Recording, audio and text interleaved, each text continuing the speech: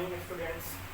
तो पिछले वीडियो में हम लोगों ने क्वेश्चन किया जिसमें अलग अलग एंगल का मान निकालना सीखे। आज हम लोग उसी का रेडियन फॉर्म में देखेंगे, पाई के फॉर्म में कि अगर पाई के फॉर्म में दिया हो तो हम लोग कैसे करेंगे।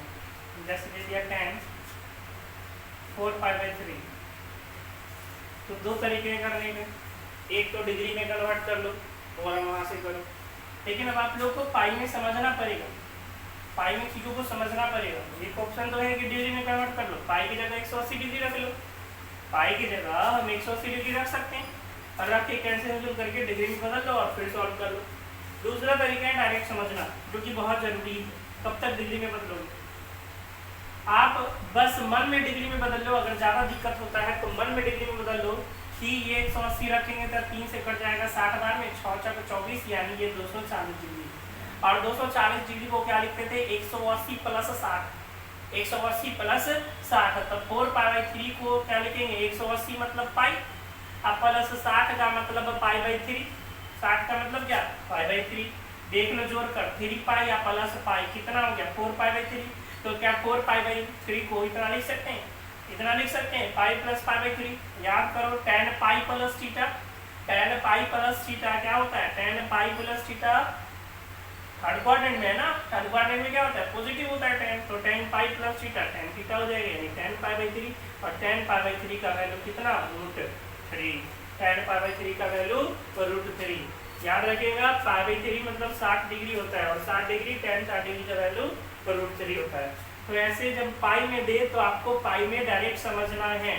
अगर नहीं समझ में आ रहा है, कोई पाई नहीं है, तो आप डिग्री में कन्वर्ट करके बना सकते हो। ठीक है, कुछ क्वेश्चन और हम लोग पाई में कर ले।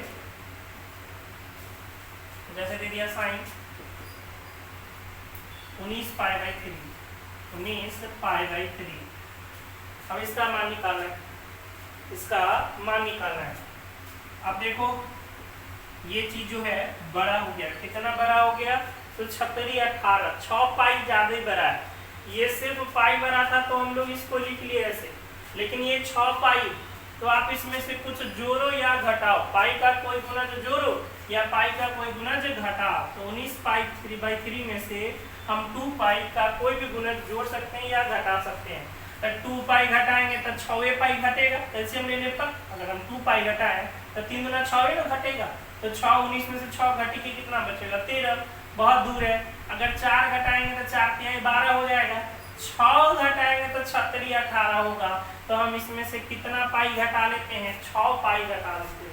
याद रखिएगा, 3 पाई नहीं घटा सकते हैं, 5 पाई नहीं घटा सकते हैं, 7 पाई नहीं, 2 पाई का गुणज 2 पाई, 4 पाई, 6 पाई, 8 पाई, ये सब आप घटा सकते हो। ठीक है, आप 7 पाई 5 पाई नहीं घटा सकते हो। चलो घटा दो इसको। अच्छा, घटाने से कोई फर्क पड़ेगा क्या? कोई फर्क नहीं पड़ेगा। 2 पाई का कोई भी गुणज घटाओ या कोई भी गुणज जोड़ो, ऐसा करने से कोई फर्क नहीं पड़ता है। तो ये कितना हो जाएगा? 19 पाई -36 18 पाई/3, यानी ये हो गया कितना? sin π/3।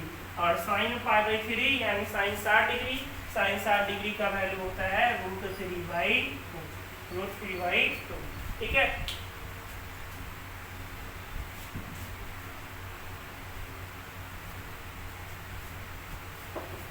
जैसे दे दिया। आखिरी क्वेश्चन एक माइनस में भी ले लेते हैं। cot -13π/3, 13π/3। अब देखो ये माइनस में, तो इसमें तो घटाना नहीं, घटाएंगे तो और ये बड़ा भाग जाएगा नंबर में। ठीक है, तो हमें क्या करना है? इसमें जोड़ना है, माइनस वाला में जोड़ेंगे। क्या जोड़ सकते हैं? तो 2 पाई का कोई भी गुणज जोड़ सकते या घटा सकते। तो 2 पाई जोड़ेंगे तो 6 घटेगा, 3 पाई जोड़ नहीं सकते, 4 पाई तो 12 काम बन सकता है। तो हम लोग इसमें 4 पाई जोड़ दिए, 4 पाई। 4 पाई मतलब खटिया वाला 4 पाई नहीं, 4 × पाई वाला 4 पाई है ना। एलसीएम करेंगे इसका तो कितना हो जाएगा? 4 तिहाई 12 पाई/3, यानी माइनस का 13 पाई या प्लस का 12 पाई, कितना हो गया? माइनस का पाई या बटा में 3। आपको याद होगा cot - थीटा, cot - थीटा याद नहीं है तो याद कर लीजिए। Cot minus theta minus cot theta यानी माइनस कॉट पाई बाई 3 और minus cot pi by 3 cot pi by 3 यानी 60 डिग्री और 60 डिग्री का वैल्यू कॉट 60 डिग्री का वैल्यू 1/√3 होता है। तो कितना हो गया -1/√3 -1/√3। ठीक है, तो इस तरह से आप क्वेश्चन को सॉल्व कर सकते हो। एक क्वेश्चन माइनस में और ले लेते हैं, दोनों का 2 हो जाएगा। ठीक है, 2 प्लस वाला बताए हैं तो 2 माइनस वाला बता देते हैं। मान लो दे दिया cos -15 पाई बटा 4 माइनस cos -15 पाई बटा 4। ठीक है, -15 पाई बटा 4। अब क्या करोगे, जोड़ोगे में, इसमें कितना जोड़ ले बताओ, -4 पाई बाई 4 में कितना जोड़ेंगे, 2 जोड़ेंगे 2 पाई तो 4 गुना 8 होगा। 3 पाई जोड़ नहीं सकते, 4 पाई जोड़ेंगे तो 4 चौका 16 काम बन जाएगा। तो cos ये जोड़ लिए इसमें 4 पाई, तो माइनस का 15 पाई या 4 चौका 16 पाई, 4 चौका 16 पाई, तो -15 पाई या प्लस 16 पाई कितना हो जाएगा पाई, यानी cos पाई बाई 4 और cos पाई बाई 4 का वैल्यू होता है 1/√3। Pi by 4 cos pi by 4, pi by 4 का मतलब क्या होता है 45, cos 45 का वैल्यू 1/√2। ठीक है बच्चों, तो इस तरह से आप पाई में भी बना सकते हो। और न समझ में आए रेयर केस में अगर ऐसा हो कि साफ नहीं आ रहा है समझ में, तो आप डिग्री में कन्वर्ट कर लो, पाई की जगह 180 डिग्री रख लो, कटम कुटिम गुना उना करके उसको आप सॉल्व कर सकते हो। ठीक है,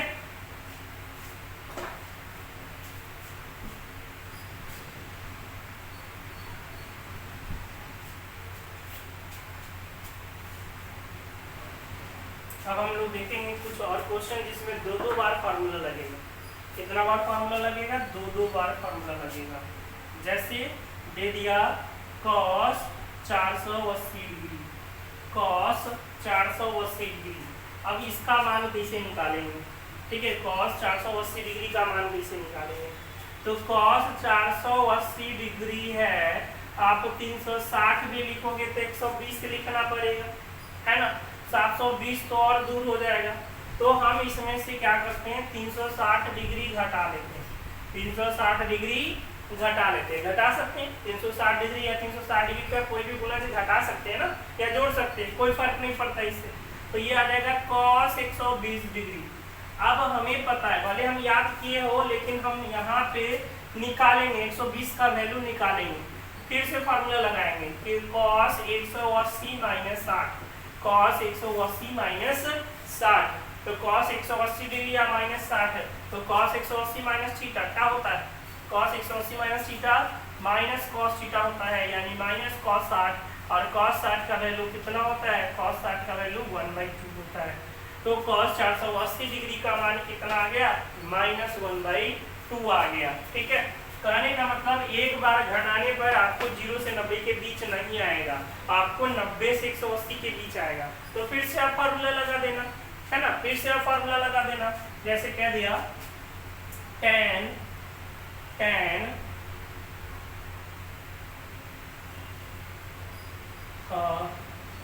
855 डिग्री, tan 855 डिग्री का मान निकालना है, tan 855 डिग्री का मान निकालना है। तो कैसे आप tan 855 डिग्री का मान निकालोगे, ठीक है। तो हमने क्या कहा कि एक बार तो 360 होता है, 2 बार 720 होता है। तो आप इसमें क्या कीजिए, 2 गुना 360 डिग्री घटा लीजिए, 2 गुना 360 डिग्री घटा लीजिए, यानी 2 गुना 360 का मतलब 720। तो जब आप 855 में से 720 घटाओगे तो कितना बचेगा, 135 बचेगा, 135 बचेगा। अब 135 का मान आपको भले डायरेक्ट याद हो, लेकिन हम एक बार फिर से लगा देंगे यहाँ formula, 180 degree minus 45 degree, 180 degree minus 45 degree. तो 180 डिग्री या माइनस थीटा कितना होता है, tan 180 डिग्री या minus theta, minus tan theta होता है। तो माइनस tan 45 डिग्री और tan 45 डिग्री का वैल्यू -1। तो इस तरह से tan 855 डिग्री का वैल्यू -1। तो 2 बार आप लगाएं, एक बार लगा के 190 से 180 के बीच में लाएं और उसके बाद फिर से फॉर्मूला 180 वाला लगा के आप मान निकाल लिए। देख रहे हैं, तो ये ऐसे क्वेश्चन है जिसमें आपको 2 बार फार्मूला लगाना पड़ेगा। 2 क्वेश्चन और कर लेते हैं इसमें।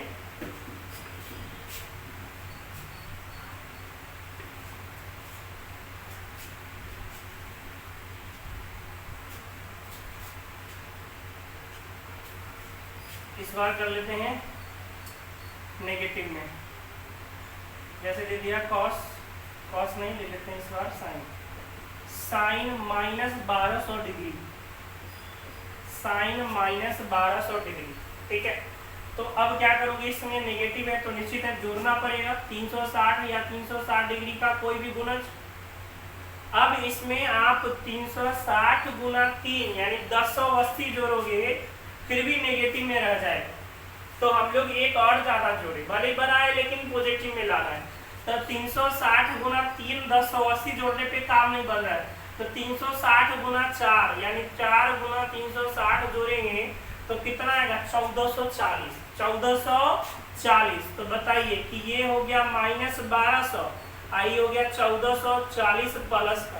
अच्छा, ऐसा क्यों कर रहे हैं, क्योंकि ऐसा करने से कोई फर्क नहीं पड़ता है। तो बताइए ये कितना आ गया, कहोगे ये -1200, ये 1440, तो ये हो गया 240 डिग्री, साइन 240 डिग्री। और साइन 240 डिग्री का वैल्यू आपको निकालने आता है साइन 180 डिग्री और प्लस 60 डिग्री, साइन 180 डिग्री या प्लस 60 डिग्री, साइन 180 या प्लस 60 यानी साइन 180 प्लस थीटा क्या होता है, माइनस साइन थीटा होता है, माइनस साइन 60 डिग्री और 60 डिग्री का वैल्यू √3, साइन 60 डिग्री का वैल्यू √3, तो आ गया -√3/2 हो गया। ठीक है, तो अब समझ में आ रहा होगा। एक पाई में भी कर ले, एक पाई में भी ऐसा क्वेश्चन कर ले। ठीक है,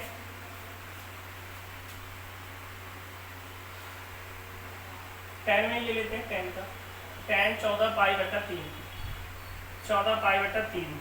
अब प्लस में है तो आपको पता है सर घटाना है, क्या घटाना है, तो 2π का कोई गुणज घटाना है। अब बताइए 2π घटाएंगे तो 6π घटेगा, फायदा है नहीं, है ना। 4π घटाएंगे तो 4 के 12π, हाँ हो सकता है क्योंकि 14 है तो 12 के करीब है, तो हम लोग इसको क्या कर सकते हैं, इसमें से 4π घटा सकते हैं। घटाने से कोई फर्क पड़ता है नहीं, एलसीएम कर लेंगे इसमें, tan योग एलसीएम 3 14π या 4 के 12, कितना हो गया 12π। तो 14π में से 12π है कितना 2π, तो ये बच गया tan 2π/3, tan 2π/3। आपको हम बता दिए या तो डिग्री में कन्वर्ट कर लो पहले, और नहीं पाई में समझ में आ रहा होगा तो आपको दिख रहा है कि सर पाई में से अगर π/3 घटा ले, पाई में से अगर π/3 घटा ले, अब कहोगे कि आप कैसे सोचते हैं, तो हमें तो ये दिख रहा है 120, आप भी पाई 180 रखोगे तो दिख जाएगा कि सर जी 120 है, 120 मतलब 180 यानी पाई या -60 यानी π/3। तो आप मन में सोचो डिग्री में, लेकिन लिखो रेडियन में। ठीक है, और tan पाई माइनस थीटा क्या होता है, -tan थीटा होता है, तो -tan π/3 यानी -tan 60 डिग्री, और tan 60 डिग्री का वैल्यू होता है √3, तो ये आ गया -√3, यानी tan 14π/3 का वैल्यू कितना आ जाएगा, -√3 आ जाएगा। ठीक है, -√3 आ जाएगा। तो इस तरह से आप क्वेश्चन को सॉल्व कर सकते हो, मान निकाल सकते हो। अगर आपको फॉर्मूला याद है, चतुर्थांश में पॉजिटिव नेगेटिव याद है, तो आप आसानी से मान निकाल सकते हो। ठीक है, तो ऐसे जितने भी क्वेश्चन होंगे, अब हमें नहीं लगता है कि इसमें किसी भी तरह से कहीं से भी कुछ पूछ दे आपसे तो आपको दिक्कत नहीं होगा। ठीक है, दिक्कत हो रहा है तो आपका प्रैक्टिस कम है, फार्मूला याद नहीं है, फार्मूला याद कीजिए और जो क्वेश्चन दिया गया है आपको वो बनाइए। अभी जो बताए उस पर भी कुछ क्वेश्चन दे देते हैं, फिर हम लोग चलेंगे कि आप लोग अब किताब का क्वेश्चन भी सॉल्व कर सकते हो। तो कुछ क्वेश्चन आपको हम किताब का भी बता देते हैं। कुछ क्वेश्चन लिख लीजिए।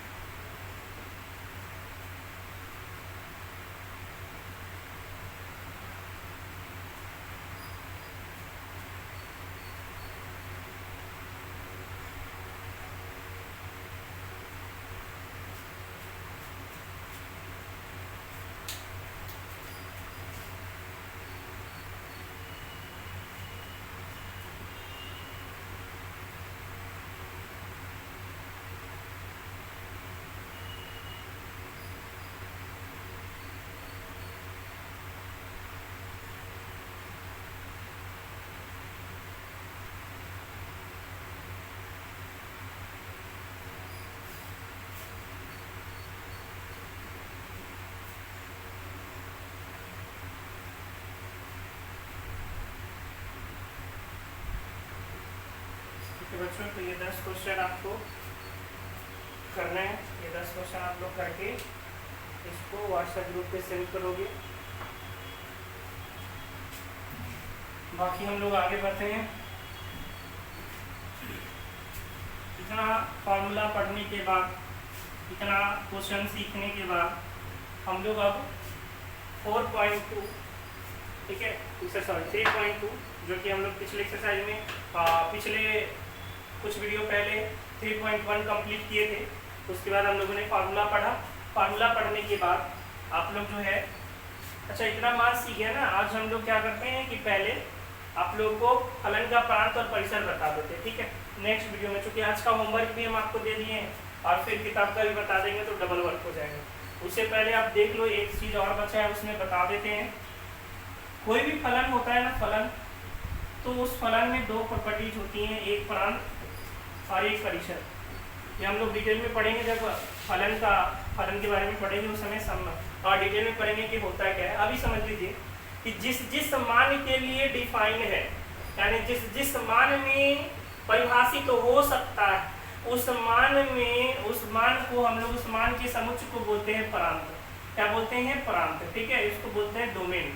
जिस मान में परिभाषित हो उसके समुच्चय को, और जो मान दे सकता है, जो मान दे सकता है उसको बोलते हैं परिसर, रेंज। उसको क्या बोलते हैं? रेंज, ठीक है। तो जितने भी फलन होते हैं सबका प्रांत परिसर अपना होता है। तो त्रिकोणमितीय फलन के जो प्रांत और परिसर है वो फिक्स है, ठीक है, क्योंकि ये खुद अपने आप में फिक्स है। तो साइन, कॉस, टैन, कॉट और सेक, कॉसेक, इन सभी का दो चीज आपको ध्यान में रखना है, और वो है क्या? प्रांत और परिसर। समझा देते हैं अभी फिर से कि ये प्रांत परिसर है क्या, क्योंकि नया चीज है, हम लोग फलन पढ़ते नहीं है शुरू में, तो फलन का ये बात आ जाता है प्रांत और परिसर, तो समझ लीजिए फिर से। अब बताइए साइन, आपने देखा y बराबर साइन x। हम आपसे पूछेंगे कि आपने इतना मान देख लिया अभी तक साइन कॉस टैन कॉट का, बताइए कि कहीं भी साइन जो है, साइन वो नेगेटिव अपरिभाषित होता है क्या? साइन जो है कहीं भी अपरिभाषित होता है? साइन कहीं भी अपरिभाषित नहीं होता। देखे होंगे कि साइन जो है कहीं भी अपरिभाषित नहीं होता है, अनडिफाइंड नहीं होता है, यानी साइन हर एक मान के लिए डिफाइंड है। इसलिए साइन का जो डोमेन होगा, जो प्रांत होगा, वो सारा का सारा रियल नंबर है। जितने भी रियल नंबर है उन सब के लिए साइन परिभाषित है, कहीं भी अपरिभाषित नहीं है। आपको पता होगा कि साइन और कॉस कहीं भी अपरिभाषित नहीं होता है, इसलिए साइन का जो प्रांत होगा वो आर हो जाएगा। और कॉस भी आपने देखा होगा कि कॉस भी कहीं अपरिभाषित नहीं होता है, तो कॉस का प्रांत भी आर हो जाएगा। टैन, याद कीजिए टैन अपरिभाषित होता है, कहाँ पर सर जी? 90 डिग्री पर। आपको याद होगा टैन 90 पर अपरिभाषित होता है। और हमने क्या कहा कि प्रांत वही होता है जिसमें परिभाषित हो। जैसे साइन सभी रियल नंबर के लिए, जितने भी रियल नंबर है सब के लिए परिभाषित है। कॉस जितने भी रियल नंबर है सबके लिए परिभाषित है, इसलिए साइन का प्रांत आर हो गया, कॉस का प्रांत आर हो गया। लेकिन टैन 90 डिग्री पर, 90 डिग्री बोले तो π/2 पर अपरिभाषित होता है, 90 डिग्री पर अपरिभाषित होता है। और ये सिर्फ 90 पर नहीं, आपने आगे भी देखा होगा पिछले वीडियो में 270 पर भी टैन क्या होता है? अपरिभाषित होता है। और ये यहीं पर नहीं रुकेगा, 90 के जितने भी विषम गुणज हैं आगे आप बता सकते हो अंदाजा लगा के कि कहाँ पर अनडिफाइंड होगा, कहाँ पे अपरिभाषित होगा। तो 90, 90 तिहाई 270, 90 पचे 450 पर, 90 सते 630 पर, 90 नवा 810 पर, 90 गुना 11 990 डिग्री पर। इन सब पर टैन अपरिभाषित होगा, बाकी सब पर परिभाषित होगा। यानी सारा रियल नंबर तो होगा, लेकिन उसमें 90 के विषम गुणज वाला नहीं होगा। 90 बोले तो π/2, अब विषम गुणज बोले तो 1 गुना, 3 गुना, 5 गुना, 7 गुना, 9 गुना। इस तरह से जो 90 के गुणज होंगे उस पे tan अपरिभाषित होगा, तो हम रियल नंबर में सबको हटा देंगे। किसको हटाएंगे? π/2 के विषम गुणज को। और आपको पता है कि विषम संख्या कैसे लिखते हैं, तो n कुछ हो 2n सम होगा और सम में एक जोड़ देंगे तो क्या होगा? विषम हो जाएगा। तो ये विषम संख्या अब कितना का गुणज? तब π/2 का गुणज। तो ये हो गया π/2 का कैसा गुणज? विषम गुणज। तो रियल नंबर में से π/2 का विषम गुणज घटा देंगे तो जो भी मान बचेगा उन सभी मान पर tan परिभाषित होगा, इसलिए tan का प्रांत हो गया रियल नंबर और माइनस में π/2 का विषम गुणज। इसी तरह आपको पता होगा कॉट भी अपरिभाषित होता है। कहाँ पर अपरिभाषित होता है? 0 डिग्री पर। आगे सर जी 180 पर, आगे 360 पर, आगे 360 के बाद 180 जोड़ दो तो 540 पर। कहने का मतलब 0, पाई, 2 पाई, 3 पाई, 4 पाई, इस तरह से पाई के जितने भी गुणज हैं, याद रखिएगा n कोई पूर्णांक है, n कोई पूर्णांक है, प्लस भी हो सकता है माइनस भी, ठीक है। तो जो पाई के जो गुणज है, पाई गुना 0, पाई गुना 1, पाई गुना 2, पाई गुना 3, तो पाई के जितने भी गुणज हैं उन गुणज पर कॉट अनडिफाइंड होता है, अपरिभाषित होता है। तो रियल नंबर में से हम कॉट में पाई के गुणज को क्या करेंगे? घटा देंगे, यानी रियल नंबर में से हम n पाई को घटा देंगे। तो रियल नंबर में से हम n पाई को घटा देंगे। तो ये जो बचा है यही कॉट का क्या है? प्रांत है। सारा रियल नंबर तो होगा लेकिन पाई का जो n गुणज है, यानी पाई का जो गुणज है 1 पाई, 2 पाई, 0 पाई, 3 पाई, 4 पाई, इन सभी पे कॉट अपरिभाषित होता है, तो उतना को हम माइनस करा लेंगे। अब सेक, याद होगा सेक भी कहाँ पे अपरिभाषित होता है? 90 पर, यानी सेक 90 पर होता है। और कौन 90 पर होता था? tan 90 पर होता था। इसका मतलब सेक और tan का समान चलेगा। tan भी कहाँ पे अपरिभाषित? 90 पर। सेक भी कहाँ पर अपरिभाषित? 90 पर। तो सेक का प्रांत किसके जैसा चलेगा? tan के जैसा चलेगा। क्यों? क्योंकि दोनों एक के जगह परिभाषित होता है। tan भी 90 पर अपरिभाषित होता है और सेक भी 90 पर अपरिभाषित होता है। इसी तरह आपको पता होगा कॉसेक 0 पर अपरिभाषित होता है और कॉट भी कहाँ पे हो रहा है? 0 पे हो रहा है। तो कॉसेक का प्रांत किसके जैसा होगा? किसके जैसा होगा? कॉट के जैसा। कॉसेक का प्रांत कॉट के जैसा, यानी n पाई r में से क्या करेंगे? n पाई घटा लेंगे। तो ये सभी प्रांत है। प्रांत कहने का मतलब जिस पे ये परिभाषित हो। कोई भी फलन जिस मान के लिए परिभाषित होता है वह मान ही, उस मान का समुच्चय ही उसका क्या कहलाता है? प्रांत कहलाता है। तो ये सभी इन सभी में ही परिभाषित है, इसके अलावा नहीं, ठीक है। अब परिसर क्या होता है? जो मान देगा, जो मान दे सकता है वो परिसर होता है। आपको पता होगा, आपने इतना मान सारणी देखा, उसमें आपने देखा होगा कि साइन का जो मैक्सिमम मान होता है वो 1 होता है। 1 से बड़ा मान नहीं देखे होंगे। और साइन का जो मिनिमम मान होता है -1 होता है। -1 से छोटा मान नहीं देखे होंगे। और बाकी जो मान होता है वो बीच का होता है। कहने का मतलब साइन ज्यादा से ज्यादा 1 दे सकता है और कम से कम -1 और उसके बीच का दे सकता है। यानी -1 से लेकर 1 तक, -1 से लेकर 1 तक जितने भी रियल नंबर है वो साइन दे सकता है। तो इसको हम कैसे लिखते हैं? याद होगा आपको, समुच्चय में हमने आपको पढ़ाया है अंतराल रूप। समुच्चय में आपको अंतराल रूप पढ़ाए हैं जिसमें बताए हैं कि अगर x का वैल्यू -1 से लेकर 1 तक है, यानी -1 से लेकर 1 तक है, तो आप इसको अंतराल रूप में कैसे लिखते थे? याद कीजिए, -1 पे क्लोज, 1 पे क्लोज। और इसका मतलब क्या होता था? -1 से लेकर 1 तक की सभी वास्तविक संख्याएं, -1 से लेकर 1 तक की सभी वास्तविक संख्याएं, जो कि यहाँ पर परिसर है किसका? साइन का। तो साइन का परिसर क्या हो जाएगा? -1 से लेकर 1 तक, इसके बीच जितने भी नंबर है वो सभी साइन दे सकता है, ठीक है। और यहाँ से एक और चीज सीख लेना है कि साइन का मैक्सिमम वैल्यू कितना होगा? 1 होगा। साइन का मिनिमम वैल्यू कितना होगा? -1 होगा। और आपने देखा होगा कि जो साइन का वैल्यू होता है कॉस का वैल्यू भी उसी तरह से होता है। तो इसका भी परिसर -1 पे क्लोज, 1 पे क्लोज होगा, ठीक है। tan का देख लीजिए, tan क्या होता है? आपने देखा कि इन्फिनिटी भी दिया, -इन्फिनिटी भी दिया, ये सभी तरह का मान देता है। कोई ऐसा मान नहीं है जो tan नहीं देता है। यानी जिसमें भी इन्फिनिटी आ गया ना, इन्फिनिटी आ गया तो समझ लो कि वो अनंत तक का मान देता है। तो tan के साथ कोई रिस्ट्रिक्शन नहीं है, इसके साथ कोई दिक्कत नहीं है, इसलिए सारा का सारा मान देता है। तो tan का परिसर हो जाएगा क्या, रियल नंबर। जितने भी वास्तविक संख्याएं हैं वो tan सब कुछ दे सकता है।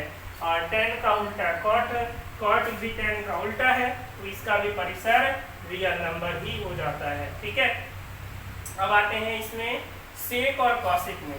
सेक और कॉसेक में प्रॉब्लम क्या है कि सेक किसका उल्टा है, कॉस का उल्टा है, और कॉसेक किसका उल्टा है, साइन का उल्टा है। क्योंकि हमने भी आपको कह दिया है कि जो भी मान इंफिनिटी देता है, जो भी मान अपरिभाषित होता है, इंफिनिटी देता है, उसका तो परिसर रियल नंबर होगा ही। लेकिन इन दोनों के साथ एक प्रॉब्लम क्या है कि ये साइन और कॉस और साइन का उल्टा होता है। और आपको पता है कि कोई मान अगर 1/2 और 1/3 के बीच में है, तो जो इसका उल्टा होगा वो 2 और 3 के बीच में होगा। यानी कोई अगर मान 1/2 और 1/3 के बीच में देता है तो उसका उल्टा कभी भी इसके बीच में नहीं होगा। तो वही बात यहाँ पे होता है कि चूंकि सेक जो है सेक कॉस का उल्टा है, यानी सेक में कभी भी कॉस का मान बीच का आएगा नहीं आएगा। तो सेक का जो मान होता है उसमें कभी भी कॉस का मान नहीं आता है, सिर्फ 2 को छोड़कर, -1 और 1 को छोड़कर, इसके बीच वाला नहीं आता है। क्यों? क्योंकि 1 का उल्टा क्या है, 1 ही होता है, और -1 का उल्टा क्या होता है, -1 ही होता है, जो कि सेक हमें देता है।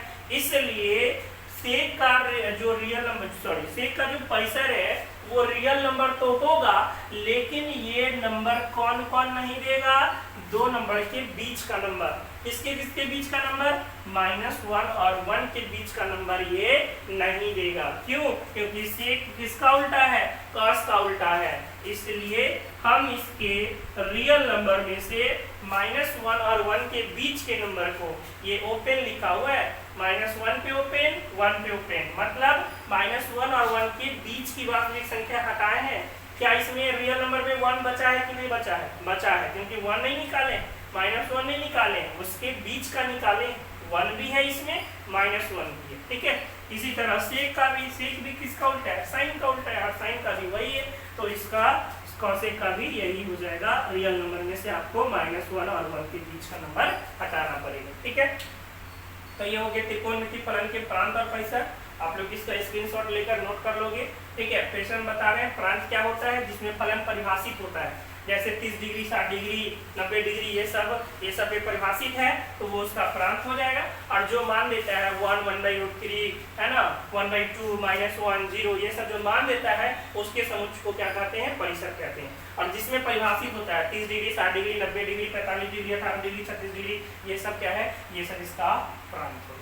ठीक है, तो आज की वीडियो में इतना ही। जो क्वेश्चन आपको दिया गया है वो आप कंप्लीट करके व्हाट्सएप ग्रुप पे सेंड करोगे सभी लोग। बाकी आप लोग फार्मूला याद करोगे, बिना फार्मूला के ट्रिग्नोमेट्री नहीं संभव है। ठीक है, इसलिए फार्मूला याद करोगे। आज के लिए